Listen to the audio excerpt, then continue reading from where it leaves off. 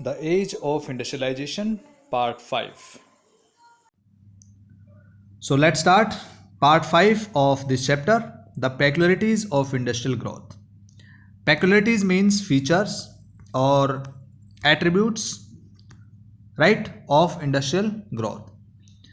इस पार्ट में हम पढ़ेंगे इंडिया में इंडस्ट्रीज ने किस तरह से ग्रोथ किया, राइट, और किस तरह की फीचर्स इंडियन इंडस्ट्रीज की रही। तो चलिए शुरू करते हैं। आपने पिछले वीडियो में पढ़ा था यूरोपियन मैनेजिंग एजेंसीज के बारे में, that till the first world war in 1914 to 1918 in India, European managing agencies used to have the control, and they controlled the largest sector of Indian industries, which dominated industrial production in India till the First World War. Dear students, video को पूरा देखें, कहीं से भी skip ना करें, नहीं तो आपको समझ में नहीं आएगा। आप लाइन टू लाइन मेरे साथ रहें और बिल्कुल ध्यान से सुनते रहें, हो सके तो साथ में नोट्स भी बनाते रहें। सबसे पहले हम इस पैराग्राफ में डिस्कस कर रहे हैं कि यूरोपियन मैनेजिंग एजेंसी जिन्होंने इंडस्ट्रियल प्रोडक्शन को पूरी तरह से कंट्रोल्ड किया इंडिया में, और उन्होंने किस तरह का काम किया, देखिए, they established tea and coffee plantations. कौन से काम किए? चाय और कॉफ़ी के प्लांटेशंस लगाए। उन्होंने रेंट पे या फिर चीप रेट्स में जो है लैंड को एक्वायर किया कॉलोनियल गवर्नमेंट से, और उन्होंने माइनिंग, इंडिगो और जूट में इन्वेस्ट किया। माइनिंग होता है extraction of minerals from the earth, and indigo it was crop produced in India and it was used to dye, right, the clothes. Jute जो कि डिफरेंट प्रोडक्ट्स बनाने में काम आता है, आज भी इंडिया में काफ़ी उगाया जाता है। तो most of these were products required primarily for export trade, right. India की मार्केट्स में इसको बेचने के लिए वो नहीं उगाते थे, नहीं प्रोड्यूस करते थे, जबकि वो एक्सपोर्ट ट्रेड में, यानी कि इसको एक्सपोर्ट करने के लिए प्रोड्यूस करते थे। तो आपको समझ में आ गया होगा फर्स्ट पैराग्राफ में क्या लिखा हुआ है। After that, when Indian businessman began setting up industries in the late 19th century, यानी कि लेट 19th सेंचुरी का मतलब हम यहाँ मान के चलते हैं 1880 और 90 का दशक। इसमें इंडियन बिजनेसमैन जो थे उन्होंने इंडस्ट्रीज लगाई, लेकिन एक सबसे इंपॉर्टेंट चीज़ आपको याद रखनी है कि उन्होंने मैनचेस्टर से आने वाले सामान से कंपटीशन जो है उससे अपने आप को बचाए रखा। They avoided competing with Manchester goods in the Indian market. Since yarn was not an important part of British imports into India, यानी कि ब्रिटिश से, यानी कि ब्रिटेन से यार्न जो है, यार्न मीन्स थ्रेड, धागा, ये इंडिया में नहीं आता था। The early cotton mills in India produced courser cotton yarn. तो इसलिए फैब्रिक की बजाय इंडियन इंडस्ट्रीज में जो कोर्स कॉटन यार्न होता था, यानी कि मोटा जो थ्रेड होता था, उसको वो प्रोड्यूस करते थे। When yarn was imported it was only of the superior variety. The yarn produced in Indian spinning mills was used by handloom weavers in India or exported to China। तो ये जो yarn था, या तो इसको China में भेज दिया जाता था, और साथ में इंडिया के जो हैंडलूम वीवर्स होते थे वो इसको यूज़ करते थे टेक्सटाइल बनाने में, राइट। तो ये फीचर्स आपको अच्छे से याद होने चाहिए। By the first decade of the 20th century, मतलब यहाँ पे 1910 की बात चल रही है, 1910 के आसपास का जो टाइम था, कुछ चेंजेस वहाँ पे देखने को मिले इंडस्ट्रियलाइजेशन में। भारत के अंदर, यानी कि इंडिया में जो इंडस्ट्रीज थी उनसे रिलेटेड कुछ चेंजेस आए। As the swadeshi movement gathered momentum, nationalist mobilized people to boycott foreign cloth. आपको याद होगा Bengal partition 1905, right. In Bengal partition 1905, after that swadeshi and boycott movement started by the nationalist. और उन्होंने स्वदेशी एंड बायकॉट का मतलब होता है कि स्वदेशी मीन्स अपने देश की बनी हुई चीज़ें यूज़ करनी है, और boycott means the foreign clothes और foreign goods should be boycotted. तो इस मूवमेंट की वजह से इंडियन जो प्रोडक्ट्स थे उनकी वैल्यू बढ़ गई, समझ रहे हो, इंडियन जो प्रोडक्ट्स थे उनकी वैल्यू काफ़ी बढ़ गई। And in this way industrial groups organise themselves to protect their collective interest, pressurising the government to increase tariff protection and grant other concessions. From 1906, 1906 से the export of Indian yarn to China decline, यानी कि जो yarn China में हम भेज रहे थे वो काफ़ी कम हो गया। क्यों कम हो गया? क्योंकि इस तरह का यार्न जापान की मिल्स में बनने लगा और चाइनीज मार्केट में आ गया। चाइना में भी बनने लगा था और जापान की मिल्स में भी, और ये चाइनीज मार्केट में आ गया, तो इंडियन जो यार्न था उसकी वैल्यू कम हो गई। इसकी वजह से क्या हुआ? इसकी वजह से इंडियन इंडस्ट्रियलिस्ट ने यार्न की जगह क्लॉथ बनाना शुरू कर दिया। Getting my point?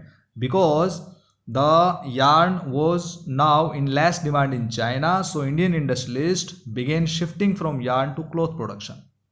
Cotton piece goods production in India doubled, यानी कि जो कॉटन से बनी हुई चीजें थी वो 1900 से और 1912 1900 टू 1912 में कितना हो गया? डबल हो गया, right? Till the first world war industrial growth was slow. जैसे हमने डिस्कस किया कि यूरोपियन मैनेजिंग एजेंसी जो है वो कंट्रोल कर रही थी, तो इसलिए इंडियन जो इंडस्ट्रीज थी वो इतनी ज़्यादा उनकी ग्रोथ नहीं हुई थी। लेकिन जैसे ही फर्स्ट वर्ल्ड वॉर हुआ तो उस समय ब्रिटेन की जो इंडस्ट्रीज थी वो पूरी तरह से बिजी हो गई। ब्रिटिश जो पावर थी वो पूरी तरह से बिजी हो गई किसमें? फर्स्ट वर्ल्ड वॉर में। और इस दौरान जो ब्रिटिश इंडस्ट्रीज थी they could not grow, right? They could not develop. तो इसका पूरा चांस मिला इंडियन इंडस्ट्रीज को। So Indian industries got the opportunity during the first world war, right? And Manchester imports into India declined. Suddenly Indian mills had a vast home market to supply. As the war prolonged, Indian factories were called upon to supply war needs, जैसे jute bags, cloth for army uniforms, jute bags, cloth for army uniforms, tents, leather boots, horse and mule saddles and a host of other items.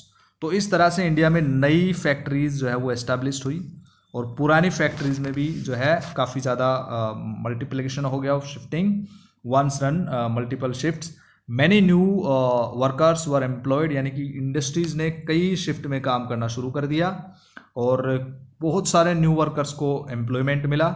And every one was made to work for longer hours, ज़्यादा घंटे तक उनको काम मिलने लगा। Over the war years industrial production boom, right? तो इस तरह से आपको समझ में आ गया होगा कि इंडियन जो इंडस्ट्रीज थी उनमें काफ़ी ज़्यादा ग्रोथ हुआ। क्यों हुआ ये भी आपको समझ में आ गया, क्योंकि ब्रिटिश इंडस्ट्री जो है वो फुलफिल नहीं कर पा रही थी पूरी नीड और इंडियन इंडस्ट्रीज को ये अपॉर्चुनिटीज मिली। After the war Manchester could never recapture its old position. जो पहले मैनचेस्टर का सामान बड़ी वैल्यू में था, इंडियन मार्केट्स में भी आ रहा था, दूसरे कंट्रीज के अंदर भी जा रहा था, लेकिन फर्स्ट वर्ल्ड वॉर के बाद मैनचेस्टर वो पोजीशन गेट नहीं कर पाया इंडियन मार्केट्स में specially. Unable to modernise and compete with the US के साथ कम्पीट नहीं कर पाया, जर्मनी के साथ भी, जापान के साथ भी। The economy of Britain crumbled after the war and, यानी कि उसको नुकसान हुआ। And cotton production collapsed and exports of cotton cloth from Britain fail dramatically, यानी कि इंग्लैंड में प्रोड्यूस होने वाला कॉटन कपड़ा जो था वो काफ़ी मतलब कम हो गया और कॉटन क्लॉथ जो था जो इंग्लैंड से एक्सपोर्ट होकर इंडिया में आ रहा था या दूसरी जगह जा रहा था वो भी काफ़ी कम हो गया। तो with in the colonies local industrialist gradually consolidated their position, उन्होंने अपनी पोजीशन को स्ट्रॉन्ग बना लिया। किसने? जैसे इंडिया में जो लोकल इंडस्ट्रियलिस्ट, जो इंडिया के ही इंडस्ट्रियलिस्ट थे, substituting foreign manufacturers and capturing the home market. It means जो इंडियन इंडस्ट्रियलिस्ट थे, जो इंडिया के ही इंडस्ट्रियल ओनर्स थे, उन्होंने अपनी पोजीशन को स्ट्रॉन्ग बनाया और फॉरेन मैन्युफैक्चरर्स का एक अल्टरनेट दिया, सब्सटीट्यूट दिया और होम मार्केट को पूरी तरह से कैप्चर कर लिया। अब आते हैं 5.1 स्मॉल स्केल इंडस्ट्रीज प्रीडोमिनेट। यहाँ पे इसका मतलब ये है डियर स्टूडेंट्स कि मशीन्स आई, बड़ी बड़ी इंडस्ट्रीज लग गई, लेकिन फिर भी छोटी जो इंडस्ट्रीज थी जिसमें हैंड लेबर होता था और छोटी छोटी डिवाइसेस से काम होता था, उसको हम स्मॉल स्केल इंडस्ट्रीज कहते हैं। प्रीडोमिनेट मतलब अभी भी उनका वर्चस्व था, अभी भी उनका इम्पोर्टेंस था। तो स्मॉल स्केल इंडस्ट्रीज प्रीडोमिनेट, इसमें हम पढ़ेंगे कि अभी भी छोटी इंडस्ट्रीज का काफ़ी ज़्यादा इम्पोर्टेंस था। यहाँ सबसे पहले आपको ये नोट करना है कि मोस्ट ऑफ दैम, यानी कि क्या, लार्ज इंडस्ट्रीज, इंडिया में जो लार्ज इंडस्ट्रीज थी काफ़ी कम एरियाज में थी, जिसमें से 67% इंडस्ट्रीज, लार्ज इंडस्ट्रीज 1911 में only they were located in Bengal and Bombay. It means among the large industries 67% in 1911 were located in only Bengal and Bombay, बाकी दूसरे पार्ट्स में कंट्री के में। And small scale production continue to predominate. Only a small proportion of the total industrial labour force worked in registered factories. देखिए यहाँ समझाया गया है कि रजिस्टर्ड फैक्ट्रीज कौन सी होती थी, ध्यान से सुनेंगे। रजिस्टर्ड फैक्ट्रीज वो फैक्ट्रीज होती थी जो बड़ी इंडस्ट्रीज होती थी और जिनमें मशीन से सामान बनता था।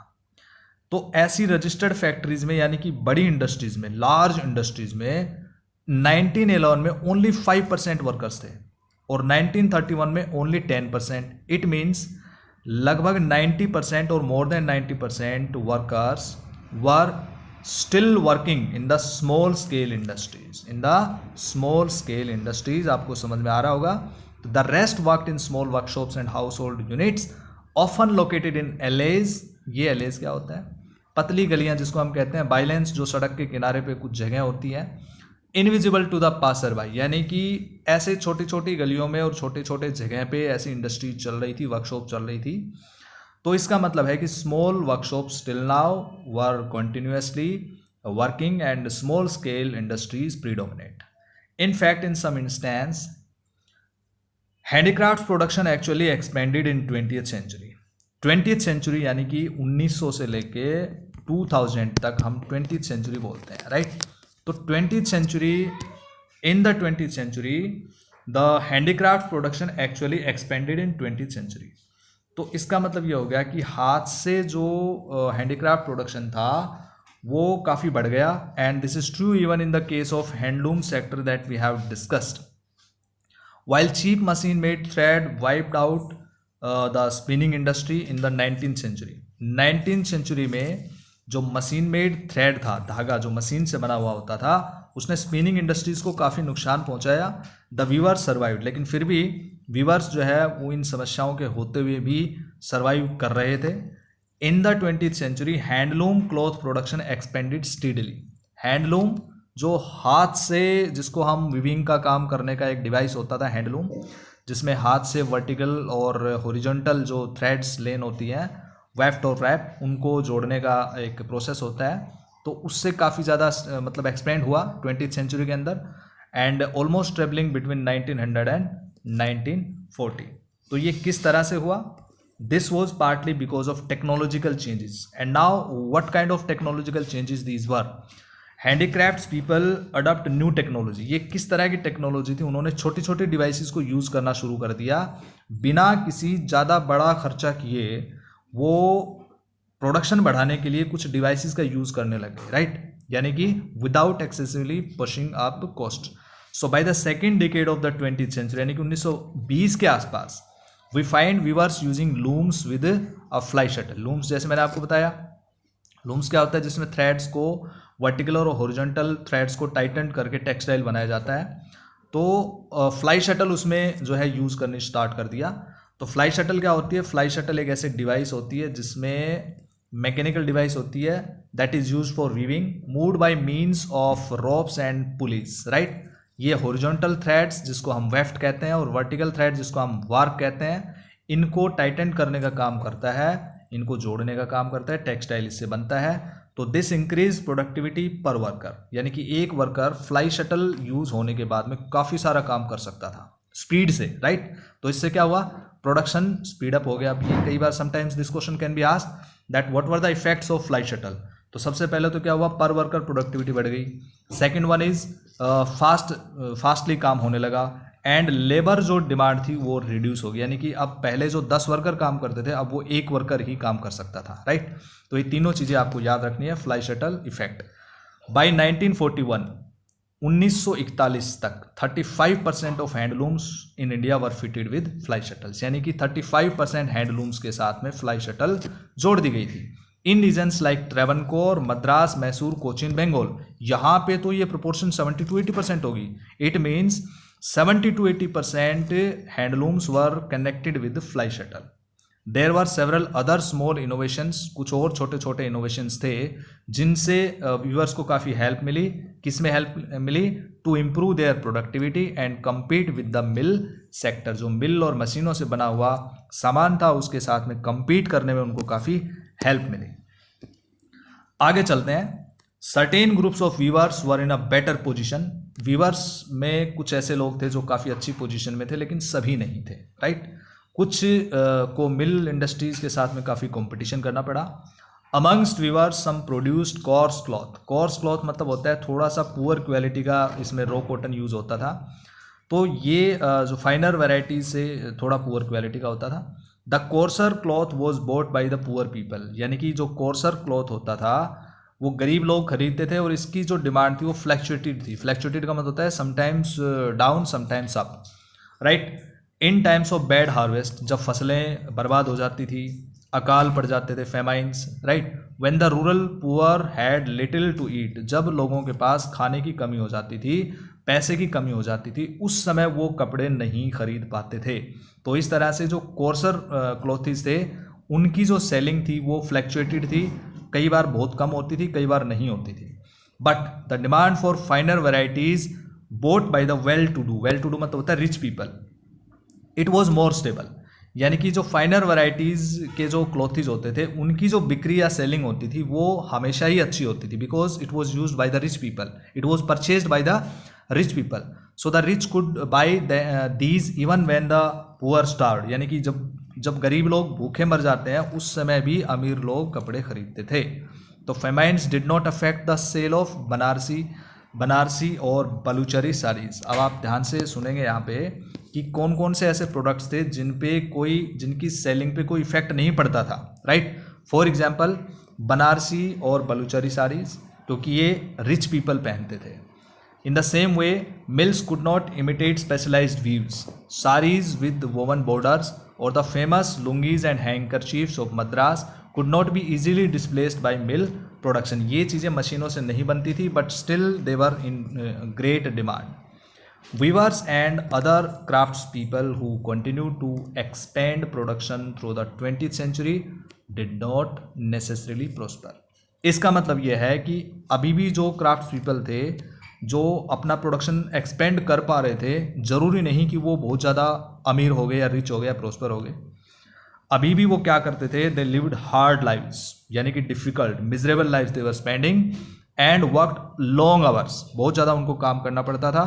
Very often the entire household, पूरी फैमिली जिसमें विमेन और चिल्ड्रन सभी वो मिल के सब काम करते थे। They had to work at various stages of the production process, but they were not simply remnants of past times in the age of factories.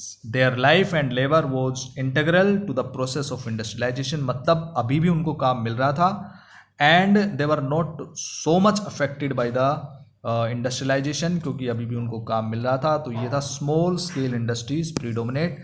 यहाँ पे इस मैप को जब आप देखेंगे तो इसमें हमें पता लग रहा है कि location of large scale industries सिर्फ आपको दिखाई दे रहा है बंगाल और बॉम्बे के अंदर ज़्यादातर इंडस्ट्रीज़ हैं, बाकी Punjab, United Provinces, Bihar, Central Provinces, Madras, there are small means amount of large scale industries situated. So in the previous, before a short while we studied about only 67% industries were located only in Bengal and Bombay in 1911. तो ये था जो data जो हमने अभी पढ़ा इस map के according. Now we have completed this part. In the next video we will discuss about market for goods, and I hope that you understood this part. अगर फिर भी आपको कोई प्रॉब्लम है तो आप दोबारा से वीडियो को देखें, और अगर आपको समझ में नहीं आता है तो you can ask me by writing in comment box.